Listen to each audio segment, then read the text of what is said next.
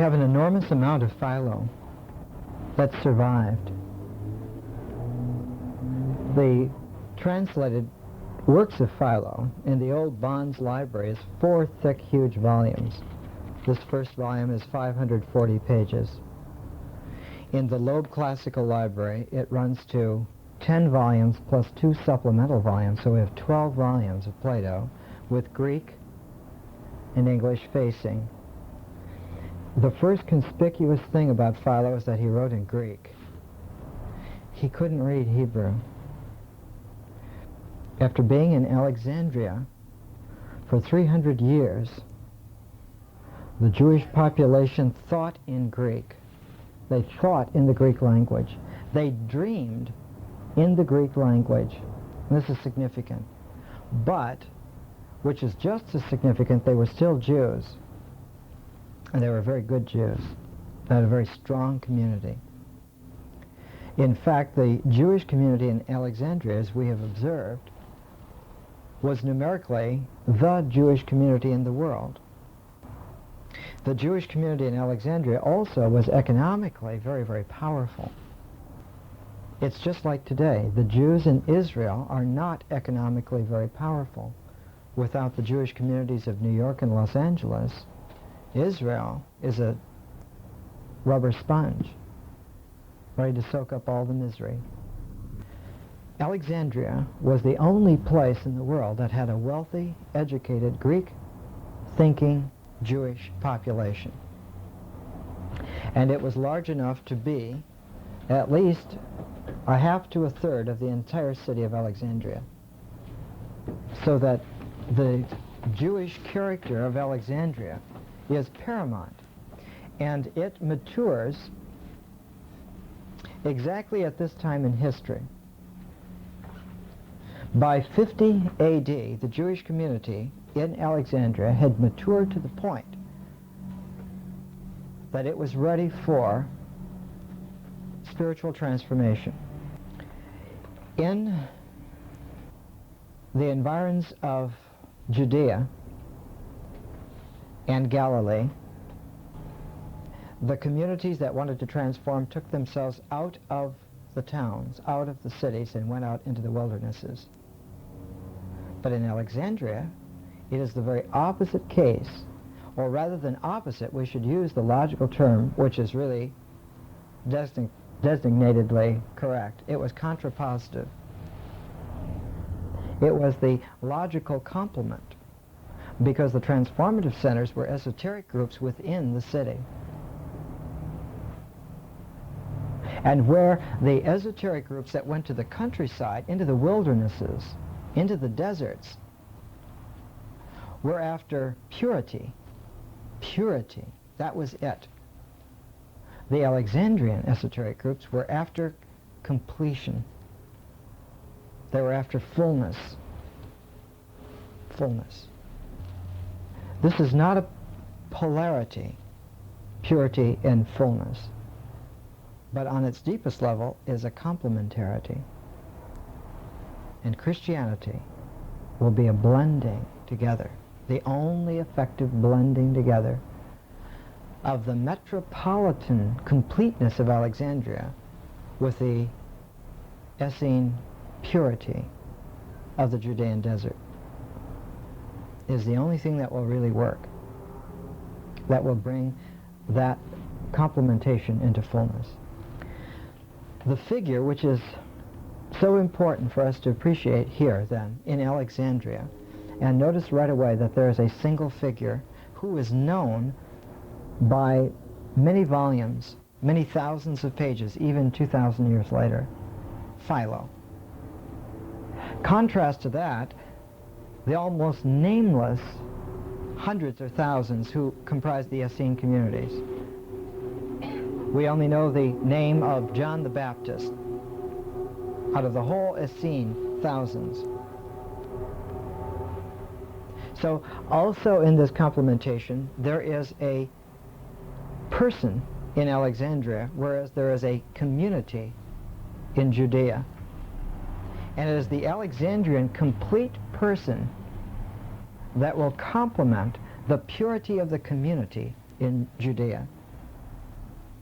And in the very largest sense, Christ is that largest, most complete person who is able to complement the largest, most perfect community. For the Stoic idea will infuse itself through the Roman matrix within which Jerusalem and Alexandria met. It was a Roman crucible. And the Stoic idea will be that the universe as a whole is the largest metropolis there is, and that man is a citizen of the ecumenical universe seen as a single large metropolis. Remember now, metropolis means mother city, and polis, of course, meaning city. In Greek also is the root of the word politikos. Politikos. And the Greek term politikos, of course, is what we get as politics today. But politikos actually means civil service.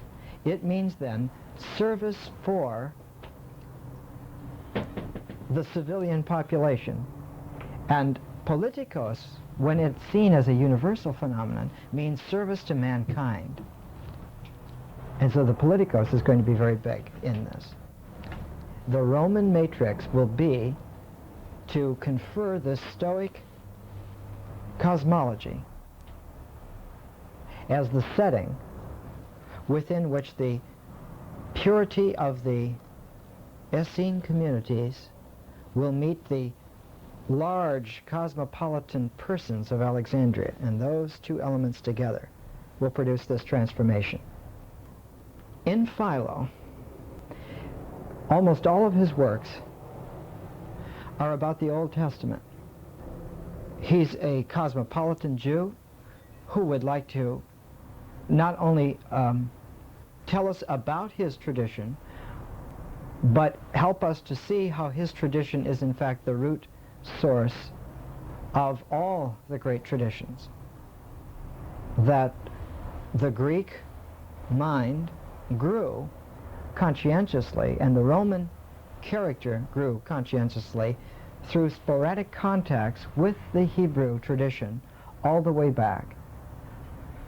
And that Homer even gets a lot of his savvy from Moses. So for Philo, the archetypal great man is Moses.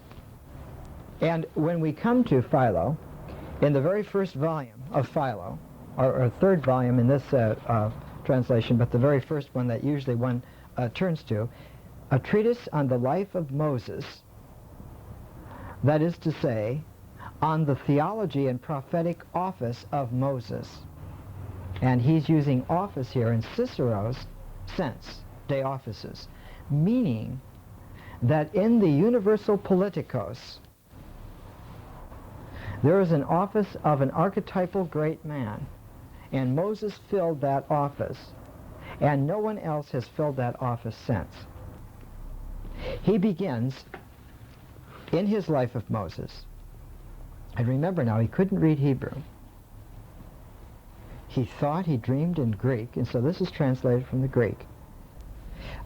I have conceived the idea of writing the life of Moses, who, according to the account of some persons, was the lawgiver of the Jews, but according to others, only an interpreter of the sacred laws. Now, these groups we've recognized now, the Sadducees and the Pharisees. To the Sadducees, he was the giver of the laws. To the Pharisees, he was the interpreter of the laws. Different. To the Essenes, which were an offshoot from the Pharisees, he was an interpreter of the laws, and the interpretation demands for a fullness, tends toward a fulfillment, which is the culmination of the meaning of the interpretation. And in this way, John the Baptist will be the last Jew in Christian terms. He is the last Jew. He is the point at which the whole Mosaic law comes together and manifests in what Jesus says the best man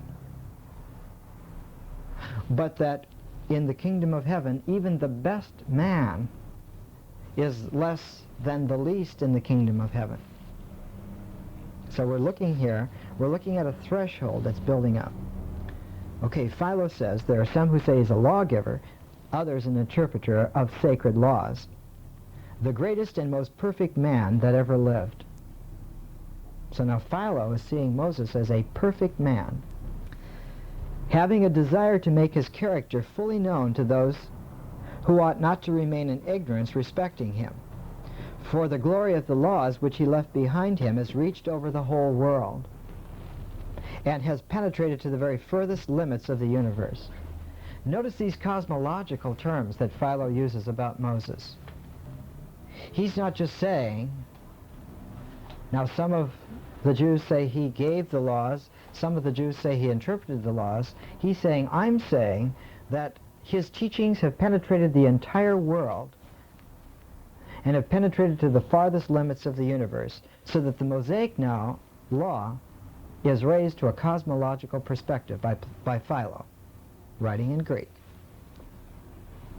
He's writing this around 20 A.D.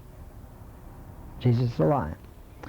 And those who do really and truly understand him are not many, perhaps partly out of envy, or else from the disposition so common to many persons of resisting the commands which are delivered by lawgivers in different states, since the historians who have flourished among the Greeks have not chosen to think of him worthy of mention, the greater part of whom have both in their poems and also in their prose writings disparaged or defaced the powers which they have received through education, composing comedies and works full of Sybaritish profligacy. Sybaris was a city like Las Vegas.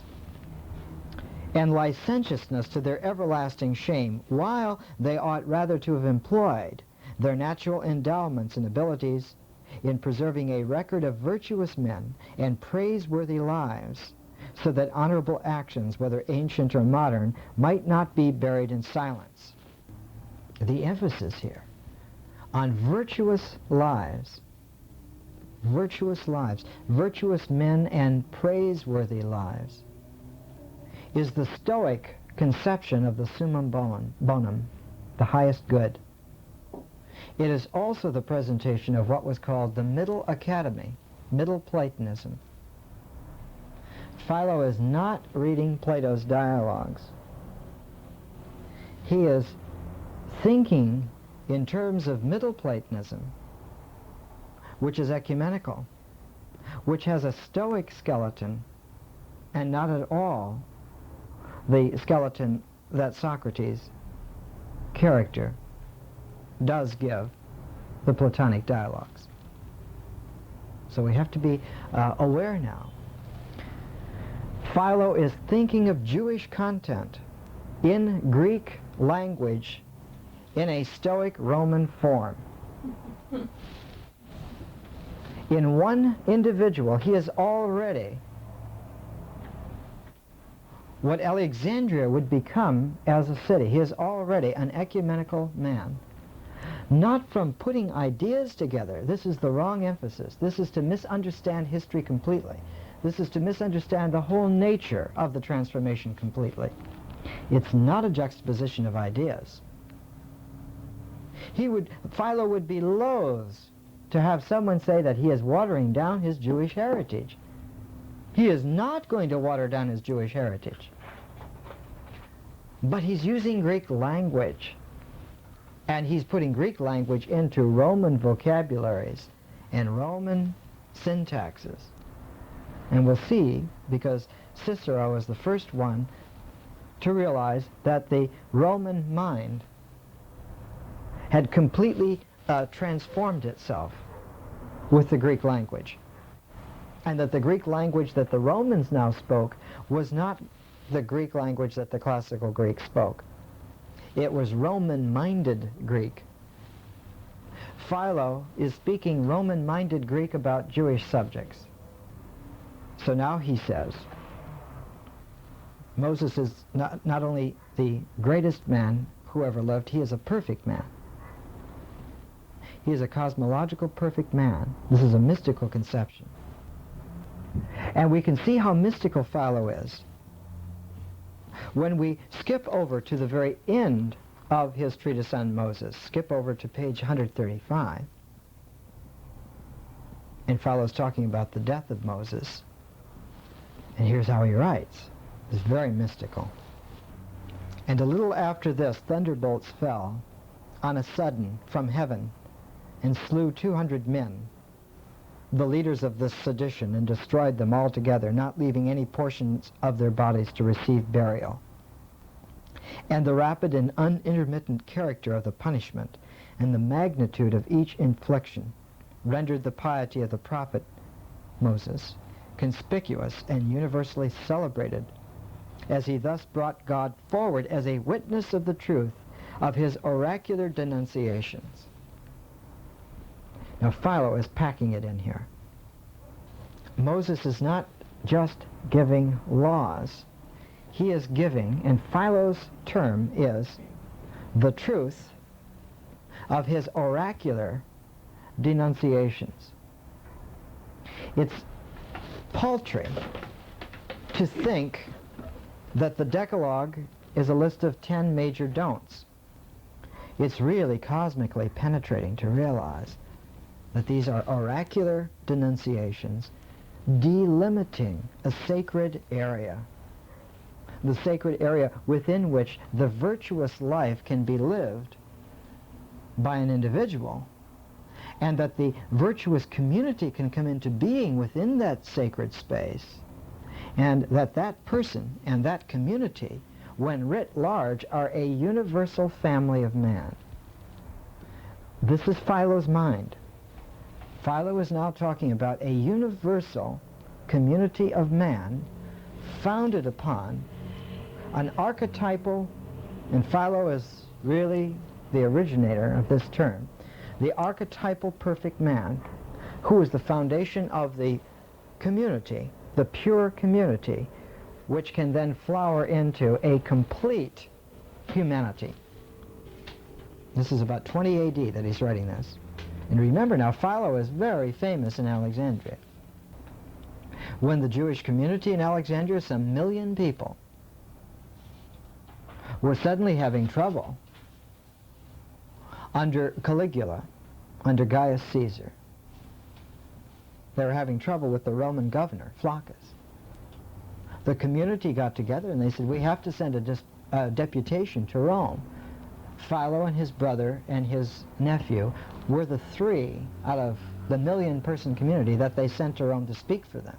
So Philo is a very conspicuous human being. At 20 AD, Jesus was about 24 years old.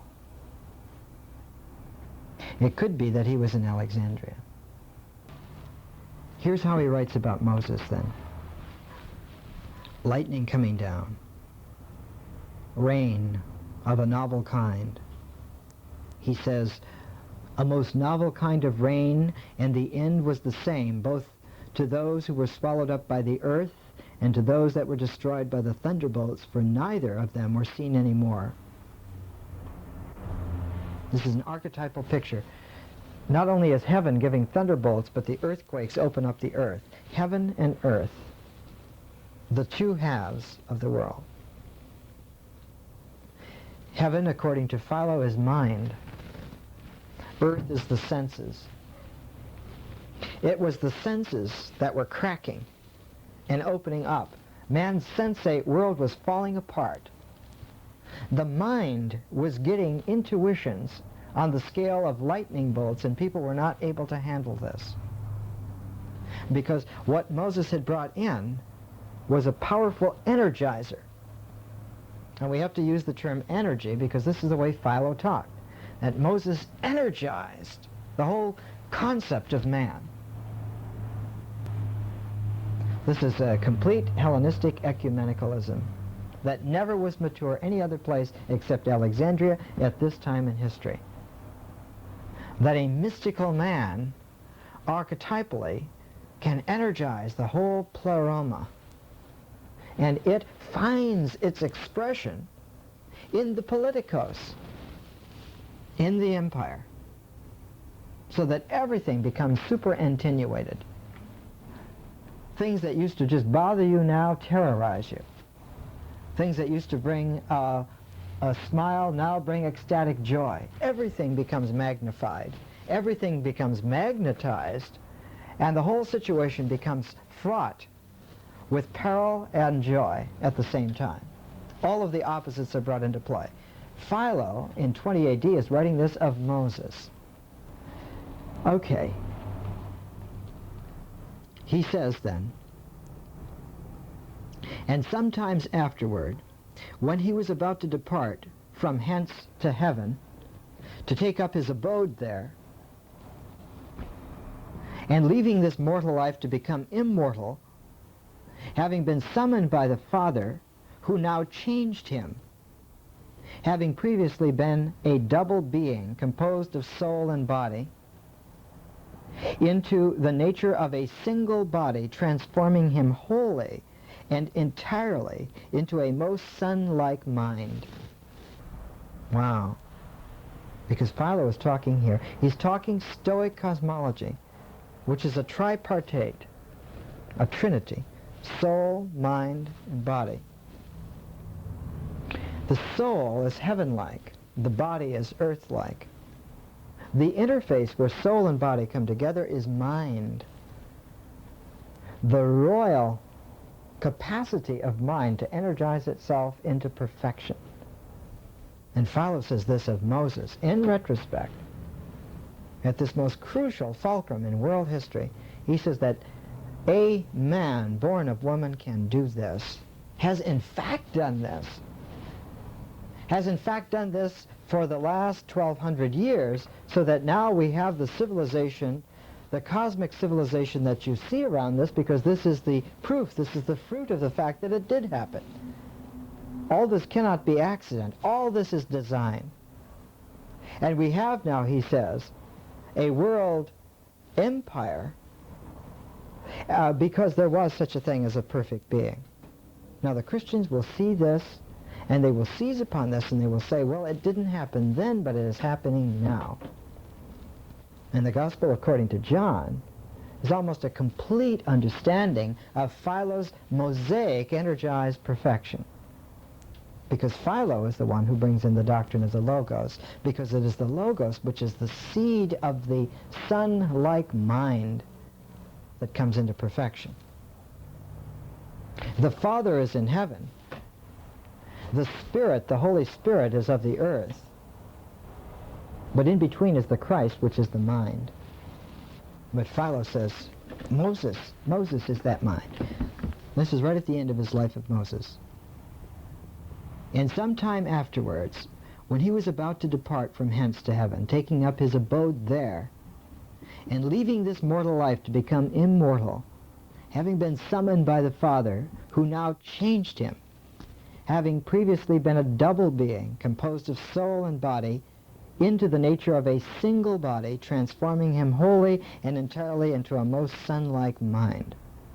He then, being wholly possessed by inspiration, does not seem any longer to have prophesied comprehensively to the whole nation altogether, but to have predicted to each tribe separately what would happen to each of them, and to their future generations, some of which things have already come to pass, and some are still expected, because the accomplishment of these predictions which have been fulfilled is the clearest testimony to the future. The last act of Moses as a perfected man, as someone who is already transformed into a son-like mind, is to counsel each tribe, each of the 12 tribes separately, so that they can exfoliate and develop a pattern throughout history. And that the only way that comprehension can come, the only way that cosmology can come, is for the 12 tribes to come back into a unity together. And remember, it was 106 BC that the testaments of the 12 patriarchs brought the 12 tribes mystically back together, pooled their understanding of life from 12 different kinds of perspectives, so that the testaments of the 12 patriarchs prepared the way for the Essene communities, which came in right after the testaments of the 12 patriarchs, because now we have the full circle. Now we have the complete perspective of all the 12 major archetypal ways of being human, and now we can have a community of the perfecti and work it out. Philo is our best, almost our only source on the Essenes also. In fact, when we turn to Philo, and we want to read about the Essenes, it's called a treatise on the contemplative life, or on the virtues of suppliants.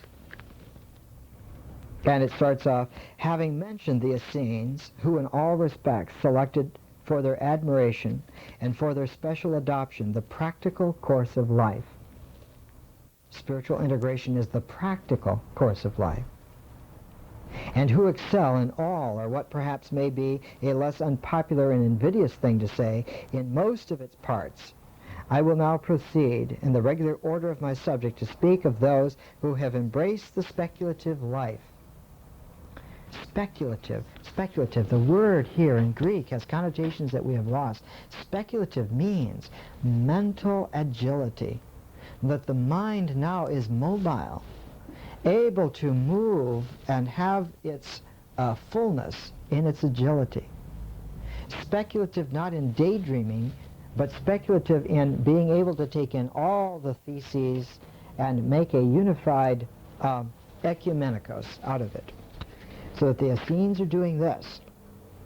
And I will say what appears to me to be desirable to be said on the subject, not drawing any fictitious statements from my own head for the sake of improving the appearance of that side of the question, which nearly all poets and essayists are much accustomed to do in the scarcity of good actions to extol, but with the greatest simplicity, adhering strictly to the truth itself, to which I know well that even the most eloquent men do not keep close in their speeches. Nevertheless, we must make the endeavor and labor to attain to this virtue. Virtue. The word virtue here is a Stoic word for the highest good. It is the end purpose of man, to acquire virtue. And the way that virtue is required is to understand the truth of truths. For, writes Philo, it is not right that the greatness of the virtue of the men should be a cause of silence to those who do not think it right that anything which is credible should be suppressed in silence. But the deliberate intention of the philosopher is at once displayed from the appellation given to them. For with strict regard to etymology, they are called therapeutai. They weren't called Essenes. In Alexandria, in Greek, they were called therapeutai and therapeutrides, from the Greek term therapeia, which means to heal. To heal. And of course, the Platonic theology was always emphasizing therapeia. That the external benefit which man as a species receives is paideia, is education and cultivation to very high and higher levels, but for the individual human being it's therapeia.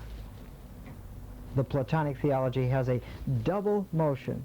One is paideia for all, the other is therapeia for the individual. Healing, to heal. The Essenes were called by the Alexandrians in Greek therapeutai, from therapeia, because they were after the transformation of the individual. The only way that we can understand this is just to be graphic about it. The Roman idea of transformation was an external explosion of power. The Essene idea was an internal implosion of power to the one. The implosion of the power to the one has a mystical final stage to it. And I have to use an analogy from contemporary cosmology now. It implodes not only to the one, but the one implodes himself to what we would call today a black hole. So that the energizing that's going on here, that Philo was talking about mystically, is packed with dynamite. And he's saying that the external conditions, this explosion of power in the Roman world, the Augustan Principate, is but an external sensate indicator that the internal implosion has reached perfection. Now for Philo, it was that the Mosaic man was becoming available for other men to participate in. This is exactly Paul's understanding of Christianity, that we are Christians because we participate in Christ, not because we are Christians. We only are Christians by virtue of our participation in the mystical body of Christ. Whereas John Mark's Christianity was a complete rejection of this. We are Christians in and of ourselves, that the gnosis belongs to me. And this is different. It is different. But all of this takes place within a Roman matrix. And whether you're John Mark or you're Paul, you still have to operate in a Roman world.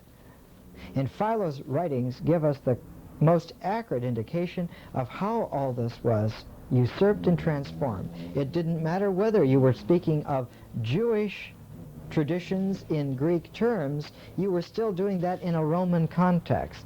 And it was the Roman Stoic context that was sort of the middle ground, the middle skeletal structure of the mind, which took over, eventually, the historical shape of the events.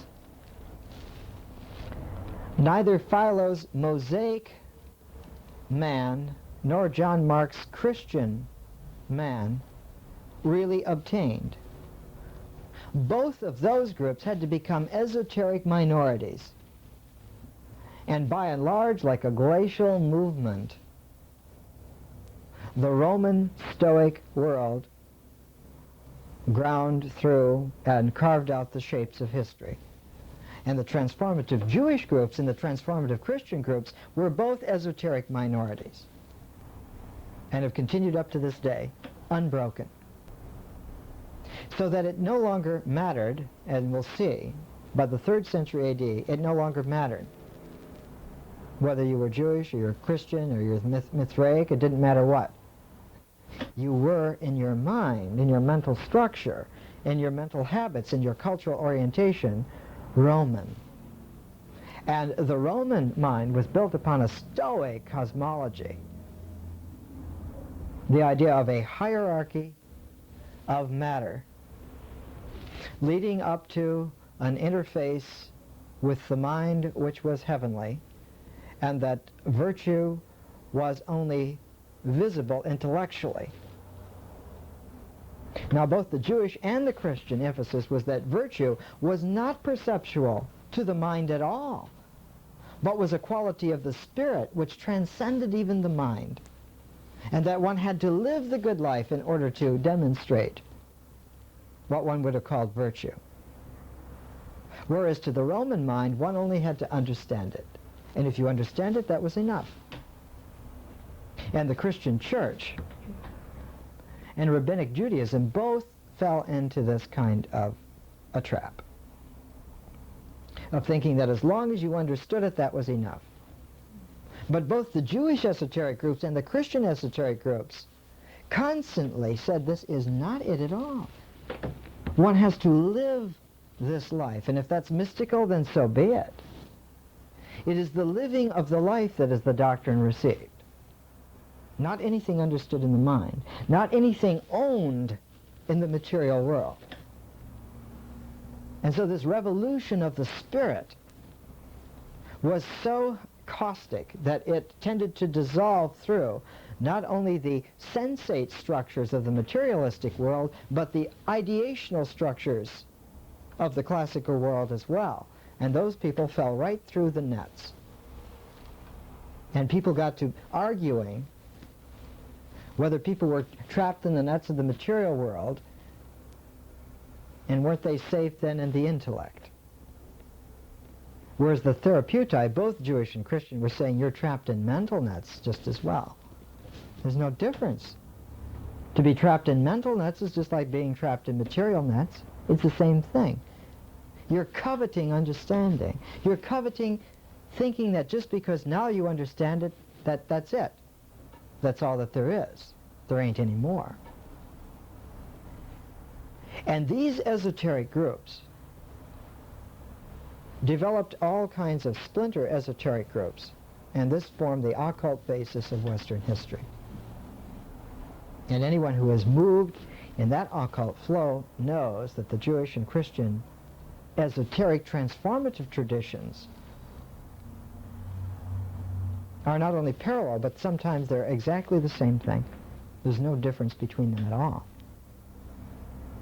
And many of the esoteric groups that came out of these later on, like out of Christianity in the 4th century AD, Nestorian Christianity, they were thrown out of the Western world, and they went to Central Asia. They went to China. And when they went to China, they, of course, went to some of the major immigrant cities, and one of them was Kaifeng. And Kaifeng was a place where the Nestorian Christians and esoteric Jewish groups got together, and they built a church which both of them used together. Because there was no difference between them. None whatsoever. And they welcomed Taoists and Mahayanists in because there was no difference worth shaking a finger at. But on the exfoliate power structure, all of them were outlawed. And we use the term outlawed because they were dissolving aqua regia. You can't let people like this loose in the structure because they will dissolve the structure. We don't have any handles to hold them with. They don't intimidate. They don't habituate. They're not filled with the proper terror and respect. They don't buy the carrots that we put out for them. We don't have any way to handle them. We got to get rid of them. So Philo is very, very important in this. I want to show you a picture, and I wish I had a slide of it. I want to show you a picture of the man in his prime at age 30 who put together the exoteric power structure, Augustus Caesar. And when you see this statue, portrait of him, you can see what I'm talking about when I say that people at that time were seized by archetypal energy. You don't need any comment at all. You see somebody like that on the street, you're going to get out of his way. The bugging eyes. This was Augustus Caesar at age 30, 2 years before he established the Augustan Principate. Now, look at the difference in Julius Caesar. We can use the phrase calm conniving. Julius Caesar is not bothered at all by the pressures, right? Julius Caesar was the first Roman to declare himself a god, divine Julius. Why? Because he could cut it. And he was crucified by the Roman Senate because they understood that he could cut it. Did I say crucified? Yeah. Yeah, the steps leading up to the Roman Senate were the cross on which the god was killed because they began to believe that he was a god. And there's no room to connive among men when there's a god among you. You can't play with him. He outdistances you on every aspect, especially on those terrible oceanic archetypal energies which he handles so well. How are you going to deal with him? So they killed him. Now, Augustus declared himself a god on the pattern of his uncle, Julius. And he was always wise enough to say, it's not me. I'm being good Roman. I'm carrying on family tradition. You notice the politician in Augustus? So they let him live And he ran the Roman Empire for 45 years. That's really something. Now, when Augustus came into power, he was wise enough to transfer all of this archetypal energy off himself. It's like having too much of a static charge, right? So he put it onto the Roman Empire. He put it onto the things of power in the Roman Empire. Now look at Augustus. This is the statue that was put up in his villa. Totally different presentation of him. He didn't look like that at all, but look at the presentation of him. With the armor, the breastplate that has all of the mythological designs, and he's pointing to his troops, and he's carrying the scepter, and the boy on the dolphin. You remember Arion, the boy on the dolphin? One of Shakespeare's earliest childhood memories was when his dad took him to a country fair, and he was about 12 years old. And in the middle of this man-made lake and all this, the festive things going around on the outside, and there was this floating sculpture of Arion, the boy and the dolphin. And Arion was the one who made the first poetic syntax out of the Greek language and invented the new forms to express things. And when his dad told him this, Shakespeare was just overjoyed at the fact that this was really great to have an image like that. And he never forgot that. Augustus, in trying to put out this energy, to get it off himself and express it in the Roman world, made images of archetypal significance. And of course the largest image that he made was the Roman Empire. That the Roman Empire was a universal God-given form through Augustus. This was the natural purpose, the ultimate form that mankind should have taken and now does take. He also commissioned Virgil to write the Aeneid, to give us a sacred epic, as he said, which will be the basis of this ecumenical civilization. The difference between Homer and Virgil is the difference between a poet who is writing an epic about spiritual individual, the spiritual individual, and Virgil, who is writing about spiritual civilization. It's a different emphasis. Homer's emphasis is upon that individual who will transform himself. Virgil's is upon that individual who will make himself a part of this holy civilization. It's different emphasis. So that the Aeneid and the Roman Empire are two of the highly charged instruments that Augustus made. And the third one was a temple of universal peace called the Ara Pacis Augusti. Ara Pacis Augusti. And it was on the Via Flaminia, out away from the Forum, about probably about 2 miles in modern English miles. Augustus' own villa, where that statue was, the Porta, was out on the Via Flaminia, which then ran north out of Rome. But just half a mile or so from his villa, within sight, in other words, he built the Ara Pacis Augusti, which unbelievably has survived all this time. Of course, it's not above ground now. It's underneath a sort of a forum area where they have museum and souvenir things. But underneath there, the Ara Pacis Augusti is intact, and what's intact there are the fantastic mythological archetypal frescoes which Augustus had put together. And on the frescoes, they are surrounding a large area that looks like a gigantic sarcophagus, maybe 12 to 15 feet high, and maybe like 25 to 30 feet long on each side, and about 10 to 15 feet on the shorter side. And the frescoes on the Ara Pacis Augusti are the Roman Empire equivalent of the energies that were expressed on the frescoes of the Parthenon.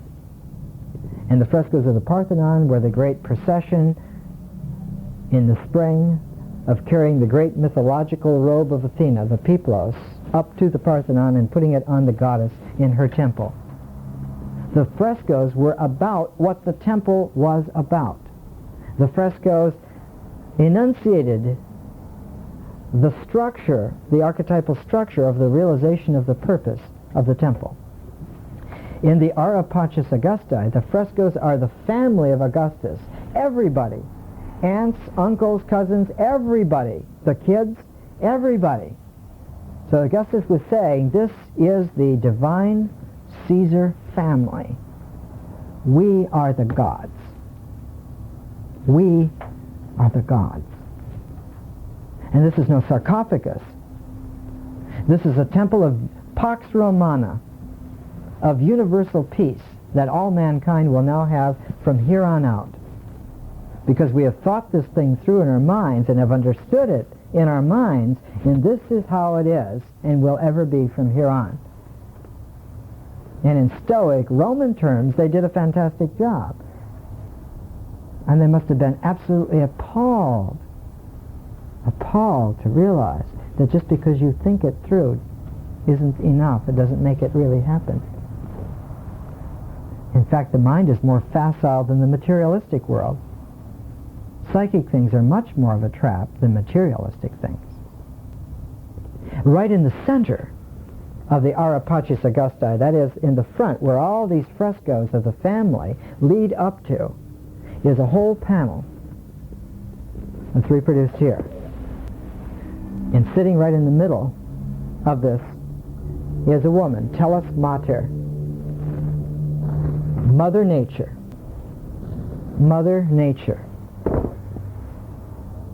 Because it is the wise family archetypal woman who holds together the family of man.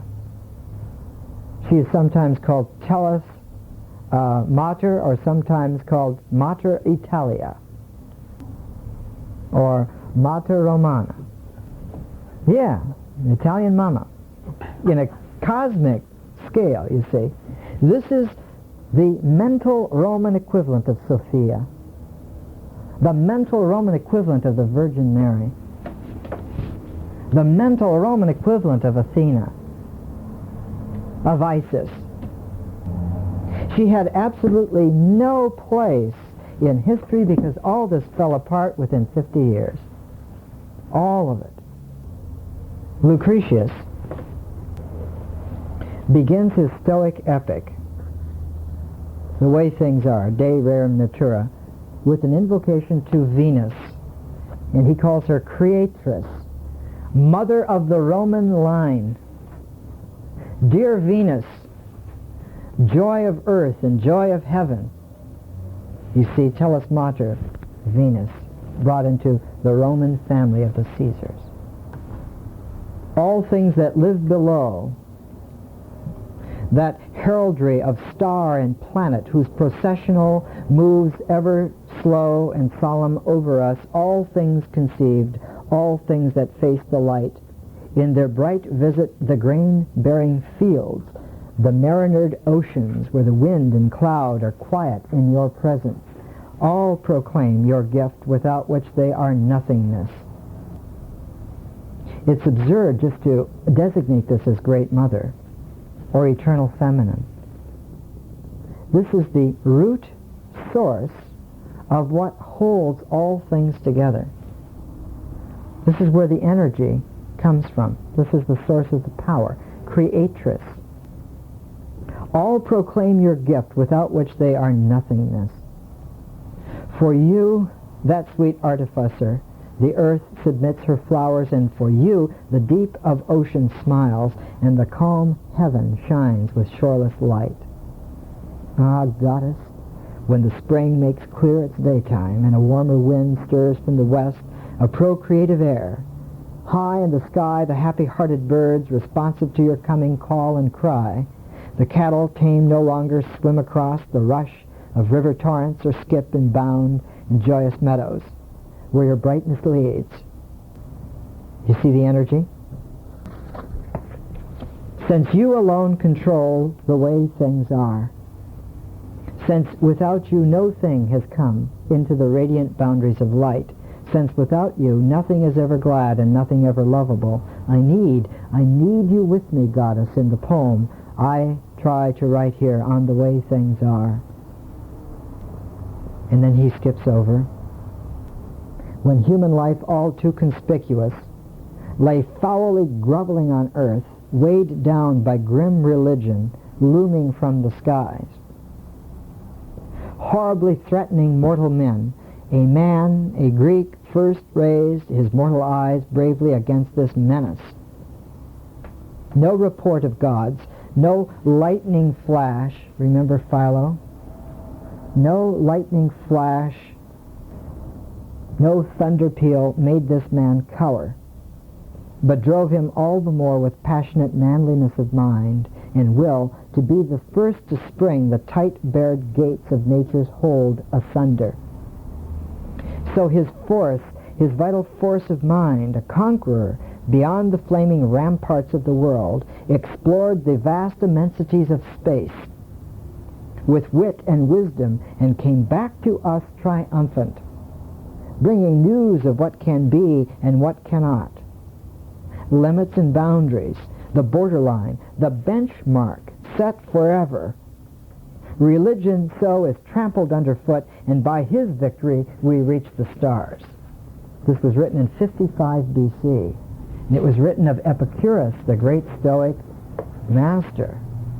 You can see what kind of power is operating. Now, written the very same year in Alexandria. Lucretius was writing that in Rome. Someone is writing the Wisdom of Solomon in Alexandria in the Jewish community. Wow! Put this next to Lucretius. Put this in the context of Philo.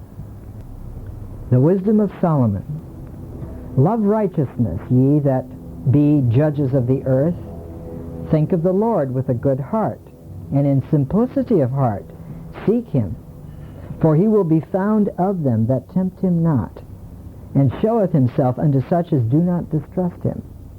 For forward thoughts separate from God, and his power, when it is tried, reproveth the unwise.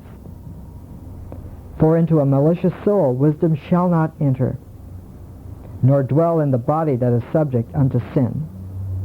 For the Holy Spirit of discipline will flee deceit, and remove from thoughts that are without understanding, and will not abide when unrighteousness cometh in. For wisdom is a loving spirit, and will not acquit a blasphemer of his words, for God is witness of his reigns, and a true beholder of his heart, and a hearer of his tongue. For the Spirit of the Lord filleth the world. That which containeth all things hath knowledge of the voice. Voice. Language. Word. The words are the seeds of the mind. The sun-blossoming mind has that mantric sacred word. Therefore he that speaketh unrighteous things cannot be hid, neither shall vengeance, when it punisheth, pass by him. For inquisition shall be made into the counsels of the ungodly, and the sound of his words shall come unto the Lord for the manifestation of his wicked deeds. For the ear of jealousy heareth all things, and the noise of murmurings is not hid. Therefore beware of murmuring, which is unprofitable, and refrain your tongue from backbiting. For there is no word so secret that shall go for naught. And the mouth that belieth slayeth the soul. Notice the interchange. The mouth that belieth slayeth the soul. The mind is the slayer of the real, in the sense that it mistakes what it says for reality. The mouth that belieth slayeth the soul. Seek not death in the error of your life. Pull not upon yourselves destruction with the works of your own hands. For God made not death, neither hath he pleasure in the destruction of the living. For he created all things that they might have their being, and the generations of the world were healthful.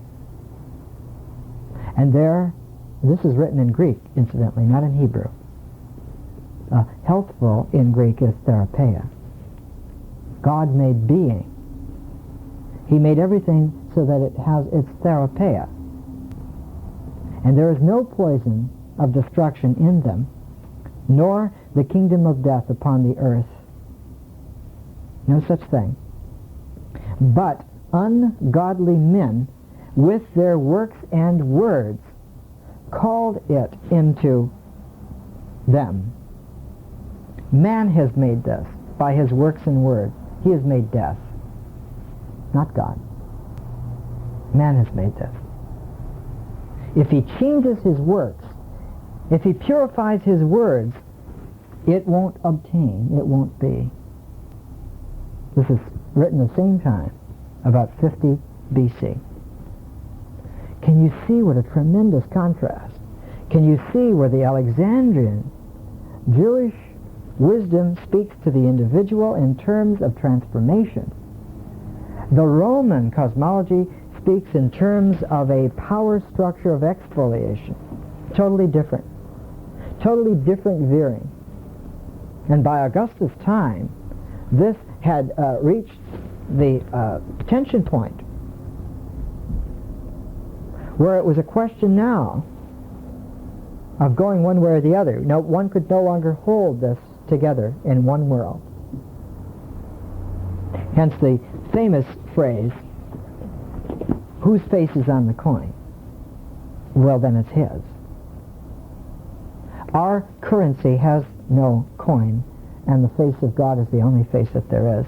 And his face, in that mode, is only visible in the community of the elect. Not the church structure, but the community of the elect, however large that is, however large a population of transformed people that is, whoever they will be, whether they're from Galilee or whether they're from Egypt or whether they're from Spain, India, it doesn't matter. This is the crucible of the understanding of that time. And there's more, but we'll have to wait till next week because we've gone as far as we can go tonight. But I hope that you get the sense here that we really have a hold of the crossroads. And we're not going to let go. We're not going to slur it. We're not going to rush through it. And we're slowly weaving all of these ends back into this pattern, this tapestry. And next week we're going to bring in Cicero a little bit again. We're going to bring a lot more Philo in. We're going to bring a little bit of Strabo in, who lived in Alexandria for 8 years at that time. We're going to bring some Josephus in. And we're just slowly going to mature and simmer this great transformation that was happening there. Part of the difficulty that both Cicero and Philo speak to is that so many of the profound realizations of the time were unexpressible in any language form that they had. Both Cicero and Philo emphasize the fact that new words had to be made up because man was seeing things that he had never seen before. And he had no words for them in any language whatsoever. And a lot of the difficulties that came was because the words that they made up and chose, often they appropriated words from other languages. Like in English, we would use a French phrase, déjà vu. Only people that had no idea of that would misuse that term. And both Philo and Cicero say this is why cultivation is absolutely essential to transformation. Nobody naive can transform at all. This is a different emphasis. This means that the individual has got to prepare himself. He can't just be Joe Blow, a truck driver, or Jane Doe, a waitress. They have to prepare themselves to raise themselves up, energize themselves in order to transform. This takes work, this takes effort, this takes continuity, this takes application. There's no laziness And this was to become a problem, because it's just the old human thing of letting things slide that got in the way of a lot of the transformation. So that eventually the esoteric groups were very careful about who they let in. And from this, the occult flow, the occult traditions, became truly esoteric, so much so that you didn't even hear about them. They were underground currents so much that no one even talked about it anymore. If you knew somebody for 25 years and they recognized that you had really applied yourself, you might be invited to a meeting somewhere, or you might be told a few things, or a few double innuendos might be dropped in your way, and if you respond to them, a little bit more would be given. But everything became hidden, and hidden to such an extent that it seemed to be eclipsed and go out. But the traditions have never been broken. Not ever. And it's just that in this day, with the emphasis being placed upon making a even stronger Roman Empire, that the plug has to be pulled. So next week, more Philo. If you want to read ahead a little bit, I'm going to look at Cicero's Dream of Scipio, which is the classic Stoic cosmology. And it's at the end of De Republica, Book 6, or sometimes you can find it in libraries. But we're going to look at that, and we're going to look at some more Philo. And in Philo, we're going to look at why certain names in the Holy Scriptures have been changed, and also the allegories of the sacred laws. Because Philo is the one who introduces allegorical hermeneutics to Old Testament reading. And by seeing everything in this allegorical sense, which is very Philonian, everything can be made out of everything else. And the only way that you can find your way is to have a guide to help you find the real threads. And this was one of the esoteric beauties of allegory. There were infinite allegories that could be made. And everything was left like that. So that you would end up with a swamp kind of a mentality if you didn't have a guide. You would eventually have so many millions of interpretations for every single event that you would lose your way. And you needed to have a guide. Because the very essence of transformation, was the ability to exchange selves, to give oneself up. And it was this exchange of selves that required a complete, perfect trust, or love, what we would mean grandly and royally by love, because only in an act of love can one give up oneself. So you can't do it yourself. That was the import of this allegorizing.